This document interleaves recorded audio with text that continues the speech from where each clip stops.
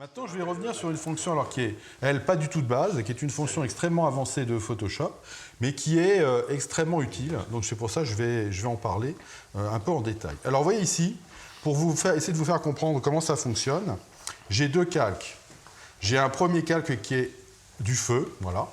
Et donc ce qui est très très important de comprendre dans tout ce qui est comparaison sur calque, c'est que votre image, vous la voyez en termes de densité. Donc vous voyez qu'ici, j'ai une densité claire, c'est le feu, et une densité foncée, c'est le fond qui est noir. Et par-dessus, j'ai rajouté une boîte de conserve, et vous voyez que la boîte de conserve, pareil, on voit qu'il y a des reflets qui sont très blancs et des éléments qui sont très noirs, qui sont aussi des reflets mais noirs. Bon. Je vais double-cliquer sur le calque qui est au-dessus, et vous allez voir apparaître, vous voyez, ce qu'on appelle les styles de calque. Et dans les styles de calque, j'essaie d'avoir le tout en même temps, on a une partie ici qui s'appelle comparaison sur, et vous avez le calque du dessous et le calque actif. Le calque actif, c'est le calque qui est au-dessus, et le calque du dessous, ce sera tous les calques qui sont en dessous. Mais bon, là, j'en ai qu'un, mais je pourrais en avoir 4, ça ne changerait rien. Bon. Là, vous voyez, l'idée, elle est très simple. Je voudrais mettre le feu par-dessus la boîte de conserve. Donc, en gros, qu'est-ce qu'il faudrait que je fasse pour que la logique de Photoshop, c'est qu'il faudrait que je fasse un trou dans ma boîte de conserve avec la forme de mes flammes. Mes flammes sont claires, donc je vais dans la comparaison sur calque. Mes flammes sont sur le calque du dessous, je me mets sur la barrette du calque du dessous, et comme mes flammes sont claires, je vais prendre le petit point là, blanc et je le tire vers l'intérieur, et regardez qu'est-ce qui se passe. Je vois apparaître, vous voyez, les flammes, tout simplement parce que les flammes ont fait un trou dans le calque du dessus, ils ont fait un masque, sauf qu'on ne voit pas le masque, et ça donne l'impression que, vous voyez, ma boîte de conserve est à l'intérieur de mes flammes. Mais on peut se rendre compte, si je zoome un peu, que c'est pas très beau, vous voyez, c'est très très serré, il n'y a vraiment pas de flou, c'est pas très beau. Donc, je vais me remettre sur, vous voyez, le petit pointeur là, et en fait, au centre, on voit qu'il y a un petit trait. Je vais appuyer sur la touche Alt, alors Option pour les Mac, Alt pour les PC, et je vais cliquer. Et vous voyez, l'élément va se couper en deux. Et donc, au lieu de n'avoir qu'une densité, je vais avoir une plage de couleurs. Regardez qu'est-ce qui va se passer. Je vais avoir la possibilité, comme ça, vous voyez, de faire quelque chose de beaucoup plus doux. Voilà, regardez, je vais faire un truc un peu comme ça. Et là, vous voyez, qu'est-ce qui va se passer? Et bien, je vais avoir maintenant, vous voyez, quelque chose de beaucoup plus léger. Voilà, et maintenant, je vais faire OK.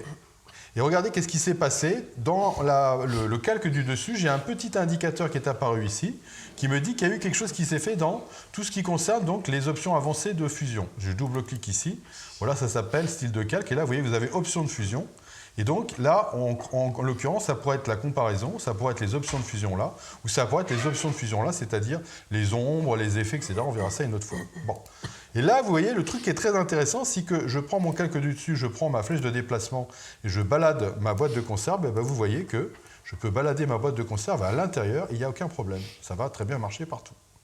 Donc là, vous voyez, on va pouvoir faire comme ça des détourages qui pourraient paraître très complexes, alors sur voilà, du feu, des nuages, des choses comme ça, et de manière extrêmement rapide. Alors je vais vous faire un autre exemple. Alors, je vais enlever celui-là. Je vais enlever celui-là aussi. Je sais que je vais définitivement baisser le nombre de jours de post-production, hein, parce que là, tu m'arnaques. Ah, non, je ne t'arnaque pas du tout. Au contraire. Voilà, regardez, j'ai un avion ici, avec un nuage et l'avion qui est par-dessus. Bah, même chose. Alors, je vais vous montrer après qu'il y a d'autres manières de faire, mais là, je vais rester sur ça. Et je vais lui dire, voilà, qu'est-ce que je voudrais? Ce que j'aurais bien aimé, c'est que l'avion soit crevé, vous voyez, qu'il y ait un trou, que les nuages fassent un trou dans l'avion. Alors, je vais me positionner au-dessus. Ça s'appelle une mitrailleuse. Ouais, oui. Et regardez, je vais reprendre la même chose. Et regardez qu'est-ce qui se passe. Voilà, mon nuage apparaît ici. Bon. Maintenant, je vais le séparer en deux. Et là, vous voyez, je vais avoir quelque chose de beaucoup plus doux. Voilà. Beaucoup plus vaporeux. Mais regardez ce qu'on va pouvoir faire. C'est que je suis toujours dans les options de calque. Et donc, en haut, j'ai l'opacité de mon calque. Je vais aussi pouvoir descendre l'opacité de mon calque. Et vous voyez que là, si je fais ça, vous voyez, je vais faire descendre l'avion. Donc là, je me dis, c'est pas ça que je voudrais. Ce que j'aurais voulu, c'est peut-être éventuellement avoir le nuage un petit peu... un peu plus vaporeux. Donc, qu'est-ce que je vais faire? Je vais faire OK. Et puis, je vais passer sur ce calque-là. Et là, éventuellement, si j'enlève le petit verrou, je pourrais aussi descendre, vous voyez, le nuage et le rendre un petit peu plus vaporeux. Alors, évidemment, il faudra que je remette un autre fond derrière, mais ça, c'est pas grave. Et vous voyez, comme ça, je vais voir apparaître éventuellement ça. Maintenant, sinon, je n'ai pas forcément besoin de ça. Il suffira que, premièrement, je prenne mon avion ici. Je vais pouvoir le balader à l'intérieur de mes nuages. Et ici, en redouble-cliquant ici, je vais changer, vous voyez, la manière dont mes curseurs sont là pour rendre mes nuages un peu plus transparents. Voilà, hop, comme ça. Et là, vous voyez que j'ai mes nuages qui sont plus transparents et je peux balader mon avion à l'intérieur de mes nuages. Voilà, il n'y a pas de problème, ça va marcher partout. Donc là, vous voyez que dans un cas comme ça, j'ai deux images. Moi, j'ai plutôt tendance à l'utiliser d'une autre manière que je vais vous montrer, que je trouve extrêmement pratique. Alors, je vais revenir ici. Et je vais prendre une image de ce type-là. Voilà, vous voyez, j'ai une image comme ça. Alors évidemment, ça ne marche pas avec toutes les images. Vous avez des images où il n'y a pas de contraste, ça ne peut pas fonctionner. Regardez, ce que je vais faire là, c'est que je vais prendre un calque par-dessus. Et là, je vais lui dire, sur ce calque, j'aimerais bien mettre un petit dégradé. Alors, je vais cliquer sur le petit dégradé. Et dans la partie dégradé là, je vais aller dans la flèche. Et je vais lui dire, dans les basiques, que je voudrais prendre le deuxième, c'est-à-dire couleur de premier plan, vert transparent. Je clique là-dessus. Et à partir de là, je vais pouvoir aller cliquer sur la couleur de premier plan. Et lui mettre, par exemple, un petit orangé. Voilà, une couleur un peu orangée par là. Je fais ça. Je vais vérifier que je suis bien en radial. Je me mets sur le radial. Et sur le calque 1, je vais tirer un dégradé à partir du moment où il y a le soleil qui est là. Je vais tirer mon dégradé, par exemple, comme ça. Et vous voyez, je vais obtenir un dégradé qui part comme ça en radial. Parfait. Regardez ce que je vais faire. Je vais double-cliquer sur le calque et je vais lui dire... Ici, maintenant, on va pouvoir raisonner d'une autre manière. Le calque du haut, je ne pourrais jamais travailler dessus. Donc en fait, le calque actif, j'y toucherai jamais. Mais en fait, on pourrait très bien dire, un petit truc mémotechnique, le calque du dessus, la partie noire ici est transparente, et la partie blanche ici sera transparente si je la touche. Et le calque du dessous, c'est l'inverse. On va dire que là, on préserve les parties noires, et là, on préserve les parties blanches, on les protège. Donc là, vous voyez, le calque du dessous, c'est mes arbres. J'aimerais bien protéger mes arbres. Donc mes arbres, c'est la partie noire. Et là, regardez, je vais prendre le cas, regardez, je vais lui dire, je vais réduire, vous voyez, le noir, et vous voyez que mes arbres réapparaissent, et mon dégradé orange est derrière. Alors je vais casser... En fait, c'est une solution qui est vachement intéressante quand on fait des prises de vue en extérieur de bâtiments, avec des météos un peu exactement, ah bah oui. Et vous allez voir, on va faire encore mieux que ça, parce que là, je vous ai montré qu'on pouvait faire le style, c'est-à-dire qu'à partir de là, vous voyez, j'ai récupéré les noirs, ils sont protégés, ok, très bien, mais après, je vais pouvoir lui dire, et dans les modes de fusion, je pourrais aussi travailler avec mes modes de fusion. Et je vais faire, par exemple, l'incruste, pas mal, la lumière tamisée, moins bien, là, pas mal du tout, vive, pas mal, linéaire, pas mal, vous voyez, j'en ai tout plein, je vais pouvoir prendre un de ceux-là.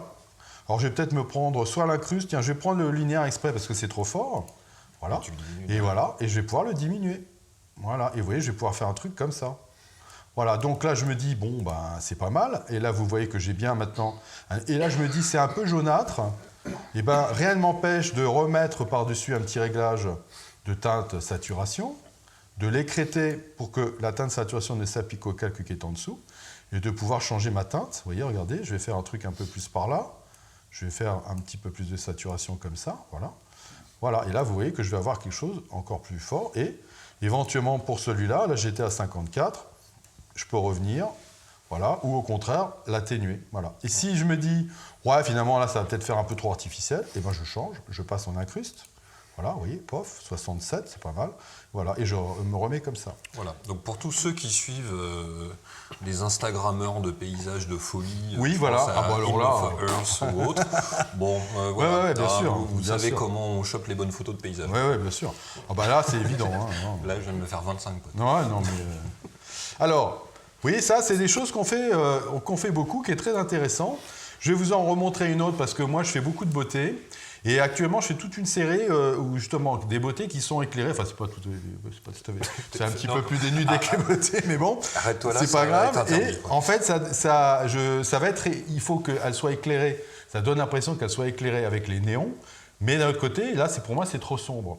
Ben, je vais faire un peu la même idée. Là, ce que j'aurais bien aimé, c'est éclaircir. Donc, je vais faire un réglage. Je vais me faire un petit niveau.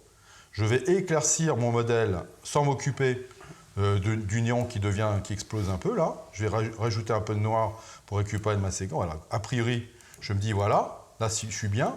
Mais le problème, c'est que j'aimerais bien que mes néons ici reviennent bien. Je double-clique là-dessus. Et tu vas le faire que sur les noirs. Et voilà, et je vais lui dire qu'est-ce que je voudrais préserver. Ben, je voudrais absolument protéger mes blancs. Donc je vais prendre mes blancs, je les bouge. Voilà. Pardon, oui, c'est ça. Hein. En fait, je suis en train de réinventer la plage Luma que j'ai sur Capture One. Ouais, exactement, oui, regardez. À mon avis, c'est la même chose, non? Oui, c'est exactement. Je pense que ça doit être pareil, bien sûr. Hein. Regardez, je vais le séparer. Voilà. Et puis, regardez, maintenant, je vais le rebouger ici. Voilà. Et là, c'est la même chose, sauf que ce qui est intéressant, c'est que tu peux l'avoir sur le fichier RAW. Alors d'ailleurs, si tu ouvres, toi, via Caméra Raw, ton image, oui. Est-ce que ça marche? Non, il faut le faire là. Non, c'est comparaison sur CAC. Si tu es dans Caméra Raw, ça marche pas. Voilà, donc c'est uniquement pixelisé. Absolument. En fait, voilà, vous voyez, là, j'ai protégé mes néons. Voilà, et donc j'ai à la fois le côté éclairé et le côté mes néons, vous voyez, qui sont miens. Alors, vous voyez, ça, c'est des petites choses qui ont l'air de rien. Mais c'est quand même plus facile que de... L'autre solution, ça aurait été de peindre en noir sur mon masque ici. Bon, vous doutez bien que c'est quand même plus simple de faire ça. Oui, ça va plus vite, quoi. D'autant plus que là, je l'ai sur l'ambiance générale de tout ce qui est très clair. Voilà, donc ça, c'est vraiment super bien. Non, puis ce qui est vachement intéressant là-dessus, justement, par rapport à la plage Luma, c'est que tu peux, en splittant les curseurs... Tu fais des plages, c'est ça. Tu fais des plages, tu peux faire deux ou trois plages séparées sur le même calque, en fait. C'est ça qui est vraiment très, très bien. Alors, là, il y a... color grading. Oui, bien sûr. Oui. Alors, on peut aussi l'appliquer sur la saturation, etc. Bon. Je vais juste vous montrer pour terminer le fait qu'il y a des fois où on croit que c'est une bonne idée, ça n'en est pas une. Voilà, je vous montre ça, parce que ça, c'est une très mauvaise bonne idée. Voilà. Là, vous voyez, j'ai quoi là? J'ai trois clairs. J'ai la bibliothèque, j'ai rajouté une main avec un flingue, et par-dessus, j'ai mis, je voudrais mettre un feu comme ça. Donc, à la priori, on se dit, oui, je vais double-cliquer ici. Parfait. Là, je vais lui dire que, vous voyez, c'est noir là. Donc, je vais lui dire que là, je voudrais enlever le noir. Vous voyez, donc pas de problème, ça marche plutôt pas mal. Je vais faire Alt et je vais bouger ça pour en enlever un maximum. OK, très bien. Et à un moment donné, je vais me dire, ouais, on n'est pas trop mal. Vous voyez que le rendu, moi, je le trouve pas terrible. Regardez, je vais enlever ça. Et à la place, je vais me mettre en mode superposition et c'est 15 fois mieux. Ouais. Voilà. Donc vous voyez, ce n'est pas le truc qui va marcher pour tout, mais il y a des cas où, évidemment, ça va aider. Alors là, évidemment, là, le mode superposition va être mieux parce que j'ai un fond noir et que j'ai mes flammes sur là. Donc ça, le mode superposition, c'est la même chose pour la foudre. Vous voyez, sur un ciel noir, vous avez la foudre, vous mettez en superposition, vous ne voyez plus que la foudre. Le ciel a disparu et vous la mettez où vous voulez. Mais d'une manière générale, pour le reste, ça peut vous faire des tas de choses super intéressantes. Allez, je vous en fais une petite dernière, histoire de juste pour le fun. Voilà, je prends cette image-là, voilà, je rajoute un calque et je lui dis, tiens, je vais me faire un petit dégradé. Je viens ici, je me dis, tiens, dans les basiques, je vais me mettre sur, vous voyez, le classique voilà. Chaud-froid. Donc, plan droit. Donc ici, je vais lui mettre du rose. Allez. On va se mettre un petit rose comme ça. Parfait. Et puis sur celui-là, je vais mettre un bleu un peu plus marine. Allez, on va faire un bleu un peu comme ça. Voilà. Et maintenant, je vais lui dire que je voudrais appliquer un linéaire. Voilà, de là à là. Voilà, j'appuie sur majuscule pour que ça reste bien droit. Voilà. Est-ce que je descends? Ouais, je vais descendre jusqu'en bas. On verra après. Voilà. Et là, vous voyez, je vais double-cliquer ici. Et je vais me dire, donc, toujours la même idée, qu'est-ce que je veux préserver? C'est les parties noires. Donc, je me mets sur le curseur du dessous, partie noire. Hop, vous voyez, regardez, mon arbre va réapparaître. J'appuie sur Alt pour couper le curseur en deux. Voilà, donc je vais voir apparaître ça comme ça. Et là, vous voyez, je peux le bouger vraiment jusqu'au fond ici. Je peux le bouger comme ça, vous voyez, pour voir un petit peu à quel moment ça va devenir intéressant. Là, je trouve que ça serait pas mal. Voilà, donc là, je peux m'en arrêter là. Voilà. Donc là, vous voyez, j'ai mon arbre qui est là, j'ai mon petit dégradé. Éventuellement, mon dégradé, je pourrais peut-être le rehausser, faire une petite transformation manuelle, avec majuscule enfoncée, le remonter, l'emmener jusque-là, pourquoi pas. Mais sinon, je peux aussi, pour vous montrer que c'est très souple, je peux aussi lui mettre un masque, et puis prendre mon pinceau, avec un gros pinceau comme ça, bien flou, une petite opacité pour y aller tranquille. Et puis là, vous voyez, je vais peindre en noir, comme ça, et puis petit à petit, voilà, hop. Oui, on refait le dégradé comme ça. Voilà. Et là, vous voyez, je vais avoir mon petit dégradé, voilà, qui va venir ici. Et après, éventuellement, cerise sur le gâteau, je vais me faire tous les modes de fusion. je suis comme tout le monde, je ne sais pas exactement l'effet, donc je les fais tous un par un, en me disant que celui-là, il était pas mal. Celui-là, il est un peu fort, celui-là est pas mal. Là, non, ils ne me plaisent pas trop. Je continue. Qu'est-ce qu'on a ici? Incruste? Non. Lumière tamisée? Non. Cru? Non. Non, non, non. Bon, bah, c'était plutôt ceux-là qui me plaisaient bien. Je vais mettre le mode obscurcir. Je vais descendre un petit peu l'opacité. Voilà, et je vais avoir, vous voyez, un dégradé voilà, qui s'est installé avec mon arbre. Donc le dégradé est bien à l'intérieur de l'arbre. S'il va falloir que je détourne l'arbre, je ne vous explique pas la galère. Bah là, ça s'est fait en quelques secondes. Voilà. Donc vous voyez, c'est quand même vraiment super pratique. T'es pas joueur. Et ça marche bien. La prochaine fois, je vous montrerai qu'il existe, je ne vais pas le faire là parce que là, qu'il existe la possibilité après, on a un invité travailler. quand même. Bah oui, mais c'est parce que là, on n'a pas fini. Parce que si vous voyez, je regarde ici, on a effleuré le truc parce que là, on est comparaison sur gris. Oui, tout à fait. Mais après, on va pouvoir faire la comparaison sur les couches. Donc, je vous montrerai un peu à quoi ça peut servir aussi ça. Mais bon, voilà, je vais faire un petit teasing pour la prochaine fois. Donc, tu as déjà ton sujet pour la prochaine fois. Comme ça. Voilà, et donc là, je vous montrerai ça. Mais vous verrez que c'est aussi très intéressant. Voilà.